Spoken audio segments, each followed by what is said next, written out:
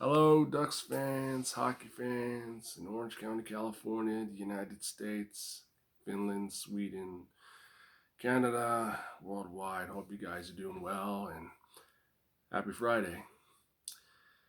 Just want to get something off my chest. And I think most of you guys know what I'm about to talk about. What I'm about to talk about and what I think we need to have an honest discussion is about the Ducks' lack of scoring. And the Ducks' lack of scoring for the past, say, 11 games has been something that we have grown accustomed to and something that has become a very, very deeply concerning issue.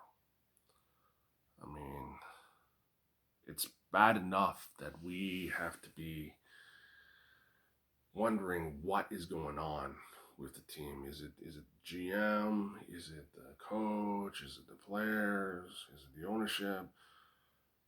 These are all questions that Ducks fans and hockey fans and all sports fans have. I mean, you can find it everywhere. But back to what I want to say is that right now the total goals the Ducks have scored for the past 11 games is 19. Okay, 19 goals scored. Now, if you check on the NHL.com, if you click on goals for under the Anaheim Ducks, we are dead last, 31st place in the league overall. And this is after 11 games. That's not good. That is really concerning and really frustrating because we know our Ducks can do better. We know some of their players can do better.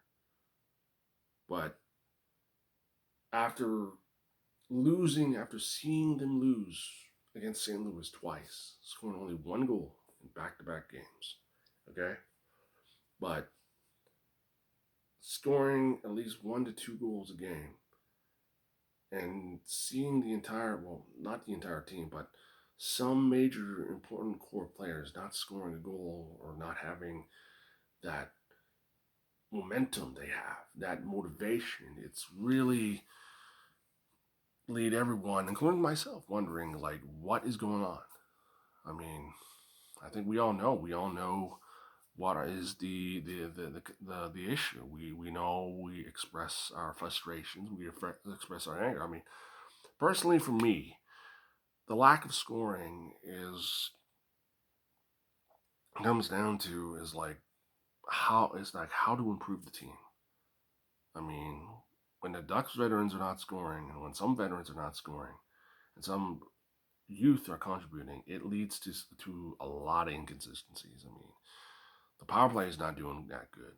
The penalty killing is again like last season is Ducks' strength, and I hopefully will become the Ducks' strength, but we'll have to wait and see. I mean, the Ducks not scoring. I mean, if you look at our players, I mean, like here is what is like the goals. Like, I mean, if you tell me what is the big problem this team has, and when this big problem of our team is when the veterans are not scoring, it leads to more inconsistencies, and when you have more inconsistencies, it leads to a demoralization, frustration, and changes that goes through and I'm going to say it goes through a trade, and often our team, as we know, when it comes to trades, it's not it's a rare thing, especially with blockbuster trades. I mean, the last blockbuster trade the Ducks had was bringing Ryan Kessler over, or no, sorry, well, that brought us like several division titles. But the blockbuster trades the Ducks had was bringing Chris Pronger, and that was like 15 years ago. Okay, so if you want to know what I'm talking about or want to know why I'm talking about this, let's give a little rundown on several players, okay? Jakob Silverberg, 3 goals. Ryan Getzlaf, 0 goals. Rickard Rakell, 1 goal. Hampus Lindholm, 2 goals. Adam Henrique and Cam Fowler, 1 goal. Why am I bringing this up?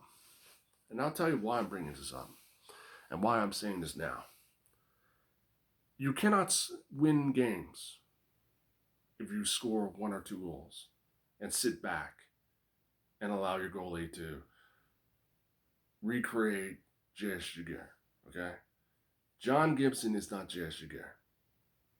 John Gibson is not superhuman.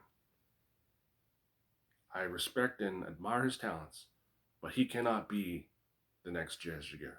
J.S. Giguere is J.S. Giguere. J.S. Giguere, Jiggy, up here in Halifax, where I'm from. John Sebastian, or the original Moosehead, he paved the way for future Ducks goalies. Okay? Gibson is a different breed of goalie. He was drafted in 2011. He has been developing and is Ducks' #1 goalie. When you rely so heavily on a goalie, and especially since the Ducks' MO has always been relying on their goalie to bail them out. I mean, look at Giguere was able to put together a shutout streak back in 2002. If everyone remembers that, I do remember that very well.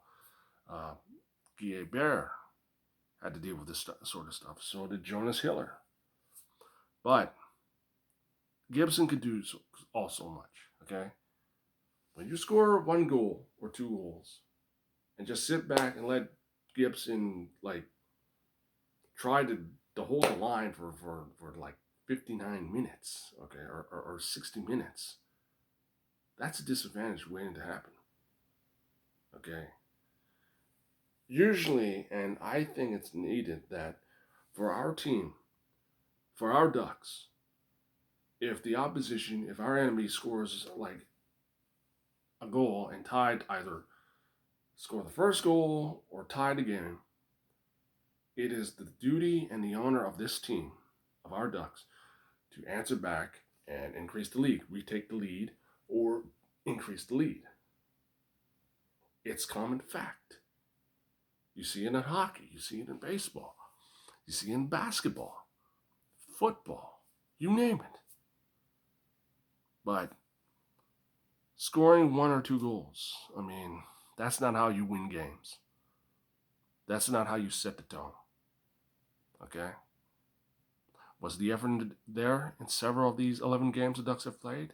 And the prior season before it was cut by the COVID-19 pandemic? Was it there? Was the effort there? Sometimes yes, sometimes no. But when issues arise, when problems and flaws and weaknesses arise, it is the duty of the Ducks GM to fix the problem, okay? Personally, I have to say this. Over the past few seasons, I have been, and I'm going to say this now, I have been really disappointed in Bob Murray. I have been really not impressed with certain trades he has done at the trade deadline. I mean, it would have been better if Murray had kept some players in, but I mean, I could name a few players: Dave Perron, Jimmy McGinn. Will be 2 good examples. I mean, but some signings I do question. Jason Camara, Chris Kelly comes to mind, and these were ones that were after the Winter Olympics in South Korea. And in regards to needing to improve the scoring, to improve this team, to ensure that there's a spark, there's that fighting spirit that our team is lacking. I mean, can motivate this team, can motivate them in such a way. We have seen inconsistencies in the past.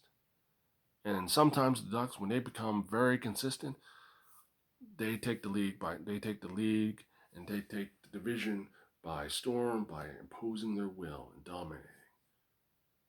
Now, as much as we are being patient and our patience is being tested with the rebuilding and the rejuvenation process, the Ducks have basically have been trying to figure themselves out. It goes without showing that it's very important to get a trade to be done, but it comes down to finding the right pieces. Okay, in the era of hockey we live in, overpriced deals is something the Ducks are shying away with. I mean, one, we are a budget team. Two, a lot of teams are asking a lot from the Ducks, and the thing about that is, for trades, the Ducks need to make smart moves. Okay, they have a lot of talent in their rosters. There's a lot of talent in their system. Isaac Lundstrom, Jacob Larson, Josh Mahara, um, Anton Moran, Hunter Drew, Alex Dosti, Ole Eckerson Eck. I can name a lot because they have an abundance of young prospects, the next generation of Ducks willing to take up the mantle in the next few years. Which just comes back to Bob Murray, who I think, in all, and I always say that, the Ducks should look at moving on from Bob Murray. Moving on from him and looking at needing the purpose of new leadership. Is this a popular opinion? No. I don't expect the majority of you to agree with me. I expect some of you agree, and some of you are asking, Moose, what are you doing? Don't throw our GM under the bus. Literally, I'm not throwing the GM under the bus. I'm just asking and telling it like it is. I mean, when it is the duty of the Ducks hockey GM and any sports GM to improve their team, they have to look at players they need to. Players that can fit into the Ducks system. I mean, we have looked at a lot of players. The Ducks have looked at, seen, or have been reportedly be interested in players. But the price is so high. Prices are high. It's almost like you have to roll the dice to get that player. And for GM Bob Murray, I can understand the signings, the depth signings, to ensure that the development of the youth continue, but patience is wearing thin for many of us, including myself. And you want to know why? I think it's Bob Murray need to go, and Bob Murray needs to move on, or the Ducks need to move on from Bob Murray. It's quite simple. It's quite simple. I mean, the players the Ducks were interested in. I mean, here's a lowdown. Here's a lowdown. Justin Falk, defenseman. Pierre-Luc Dubois, Patrick Laine are two other examples. Kevin Shattenkirk, who the Ducks should have. Well, they tried to show. They made an offer to him, but he decided to sign with Tampa to win another Stanley Cup. That was another one. I mean, these are three good players, and who Murray should have at least made the deal. Murray should have at least pulled the trigger.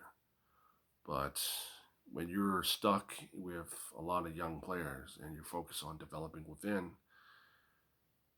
it's something that I'm not surprised, but I can understand, but I'm a little frustrated. I mean, in the history of our team, and I always use that word, history of our team, the Ducks have done at least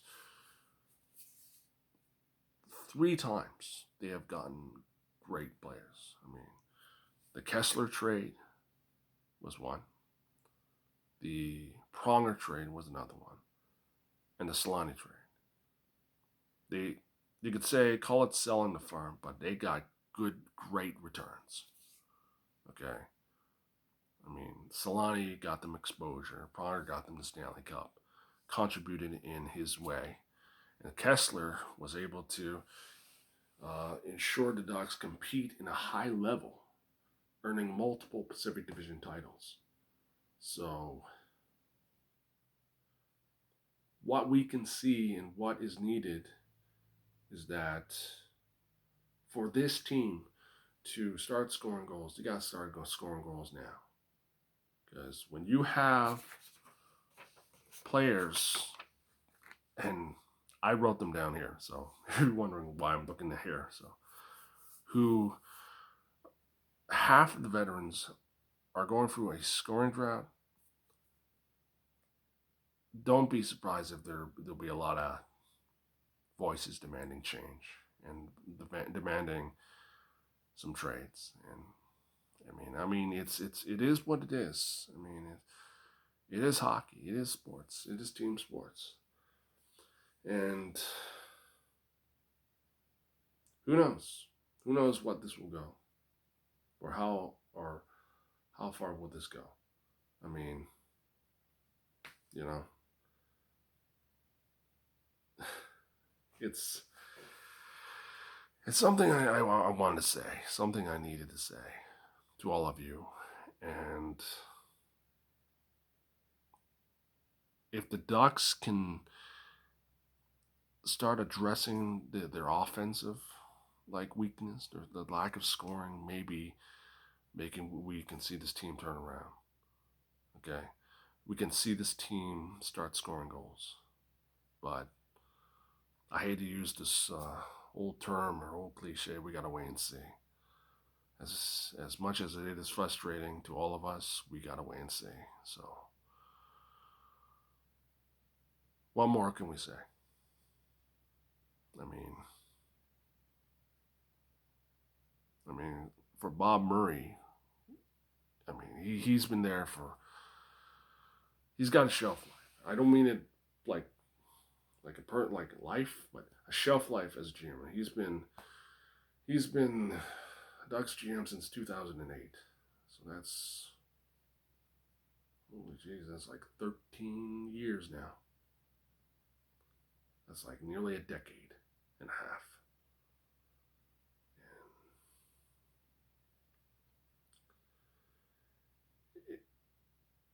It's going to be almost his time to move on.